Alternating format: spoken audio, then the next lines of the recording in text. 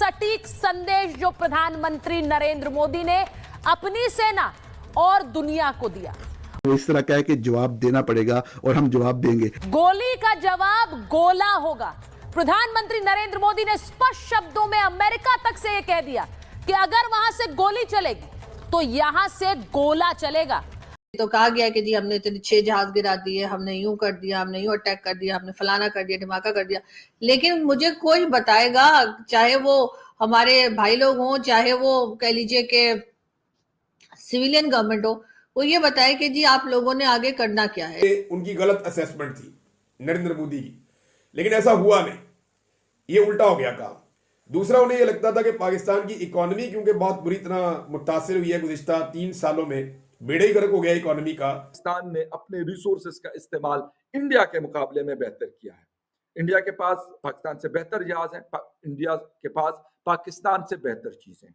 ये मैं मानूं या ना मानूं, मैं कहूं या ना कहूं, लेकिन ये है और ये हकीकत है। दुनिया भी फिलहाल इग्नोर करेगी जब तक फिर कोई भंड ना मारे इंडिया जैसे पहले मारा था, तब तक। इसीलिए हमारे प्राइम मिनिस्टर साहब जो आए वो पूरी एक तो कटी हुई प्रेस कॉन्फ्रेंस थी यार, मतलब रिकॉर्डेड कर रहे हैं आप प्रेस कॉन्फ्रेंस, उसमें भी कट्स लगाए हुए हैं।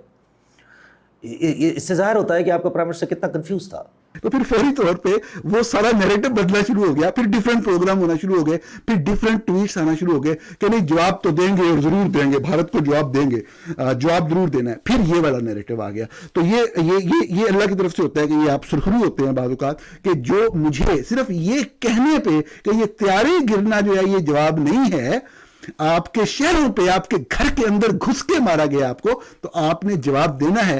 तो इस चीज के ऊपर वो पूरा जो एक कौमी बयानिया बनाया जा रहा था ISPR की तरफ से, ये अल्लाह ने मुझे सुरखरू किया कि फिर वो बात मानी जानी पड़ी और वो कही गई। इसलिए कि आपने क्या सोचा है कि ये जो आपने मसूद अजहर और हाफिज सईद और इस किस्म के लोग जो आपने बिठा रखे हैं बनाकर, इनका क्या करना है? इनको आपने ही क्रिएट किया है, इनको आपने ही बनाया है, और आप ही के वजह से ये लोग जो है तमाम जगह पर इनका नाम जो है वो चमक रहा है, छकाछक चकाटक। हर चीज कंट्रोल से बाहर चली गई है, तो ऐसे में पाकिस्तान मुजामत कर भी नहीं पाएगा। पाकिस्तान कोशिश करेगा कि लड़ाई से बच जाए, और अगर हमने पाकिस्तान को मारा तो पाकिस्तान मुजामत नहीं करेगा, जारहियत का जवाब जो है वो जारहाना अंदाज में नहीं देगा।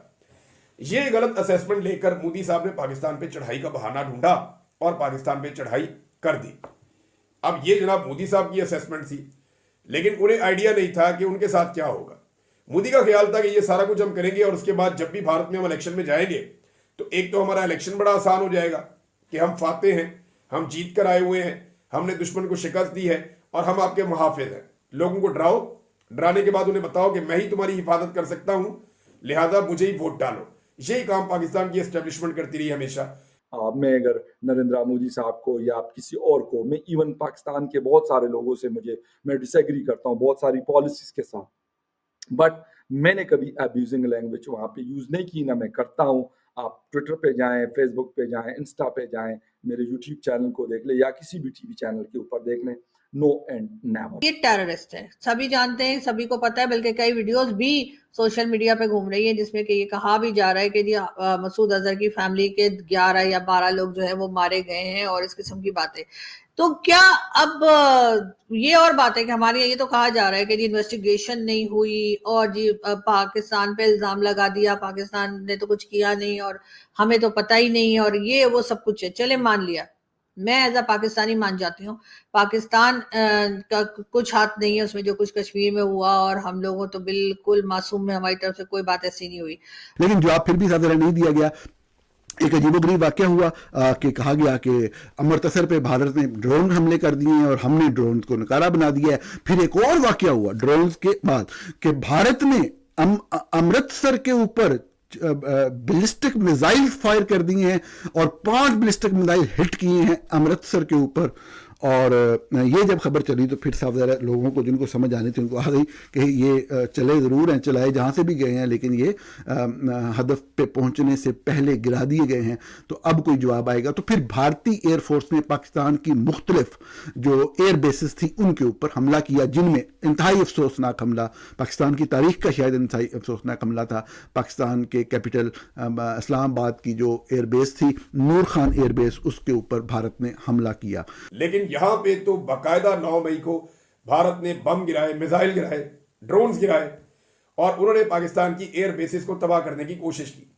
अब इसमें पाकिस्तान को एक बात समझ आ गई कि जहाज या तो खड़े खड़े अपने खराब करवा लें हम, या तो खड़े खड़े अपना बेड़ा गर्क करवा लें, या फिर लड़के एक दफा करवा लें, तो वो ज्यादा बेहतर ऑप्शन था। कश्मीर के इस अटैक की मैं बात कर रही हूँ, लेकिन फिर आप ये बताइए ना कि चले इस पे मान जाते हैं, और मतलब चाहे मानने का हो या ना हो, चले मान जाते हैं, ठीक है कि पाकिस्तान की तरफ से कुछ नहीं था, लेकिन फिर भी ये जो अटैक किया भारत ने, तो उसके बाद जो टेररिस्ट मारे गए तो उनके ऊपर माना भी गया, कई चीजों में कहा गया कि हाँ जी मसूद अजहर की फैमिली के लोग थे और कई दूसरे लोग थे, तो इसके ऊपर पाकिस्तान काम कब करेगा?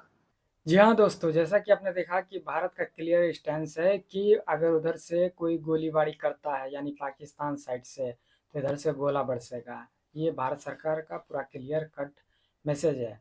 और पाक मीडिया में हल्ला मचा हुआ है कि ये क्या बोल दिए, अभी तो सीज फायर है, तो सीज फायर लगा हुआ है तो दोनों तरफ से होना चाहिए। जैसे सीज फायर 5 बजे बंद हुआ था, लेकिन उधर से गोलाबारी हो ही रहा था, तो विदेश मंत्री ने खुद बोला था कि आपको खुला छूट है कि अगर उधर से कोई भी सीज फायर का उल्लंघन करता है तो इधर से आप जवाबी कार्रवाई कीजिए। और नरेंद्र मोदी जी का बात करें तो उन्होंने खुला बोल दिया है कि अगर उधर से कोई गोलाबारी करता है तो इधर से आप गोला बरसाइए।